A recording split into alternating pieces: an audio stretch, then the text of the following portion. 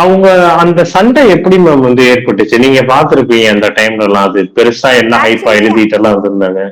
அது வந்துட்டு actually I think it was 100th day celebration of Baasha.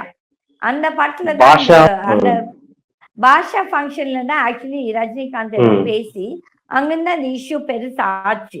ஏன்னா பாஷா படம் வந்து ம், ஆர் எம் வீரப்பன் அவங்களோட பேனர்.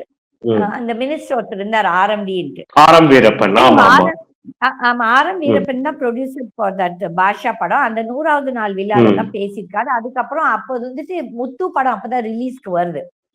ஓகே. ம், அப்ப ம், ம், முத்து படம் ரிலீஸ்க்கு இது ஒரு பெரிய ஹைப்பா இருந்து முத்து படம் பெருசா ஓடுச்சு. ஓகேங்களா? அகைல ம், ரஜினிகாந்த பொறுத்தவரையிலும் இஸ் ஆல்சோ அனதர் பொட்ட. தைரியம் இருந்தனா அப்பப்பவே பேசணும். அரசியல் ம், வரியா வா. யாரும் உன்ன வர வேண்டாம்னு சொல்லல. ஆனா சும்மா அந்த தன்னோட சினிமா வரும்போதெல்லாம் ஒரு ஹைப் கிரியேட் பண்றது. அதுக்கப்புறம் நான் ம், அரசியலுக்கு வரேன்னு சொல்றது, வரமாட்டேன்னு சொல்றது. அது C these people are all அவங்களுக்குலாம் ஸ்பைன்லெஸ் ஃபெல்லோஸ். அவங்க ஏதோ இந்த ரசிகர் பைத்தியக்கார ரசிகர்களை பார்த்துட்டு இந்த ரசிகர்கள் தான் அவங்க பின்னால ஓடணும்னு தவிர்த்துட்டு என் மாதிரி ஜெனரல் பப்ளிக்ல இருக்க people who don't have great opinion இந்த சினிமா ஸ்டார்ஸ் ம், என்னை பொறுத்தவரையும் என்னோட ஹீரோ இஸ் அ சோல்ஜர். அந்த சோல்ஜர் யார் வந்து நம்ம நாட்டை காப்பாத்த அவன் தான் ஹீரோ.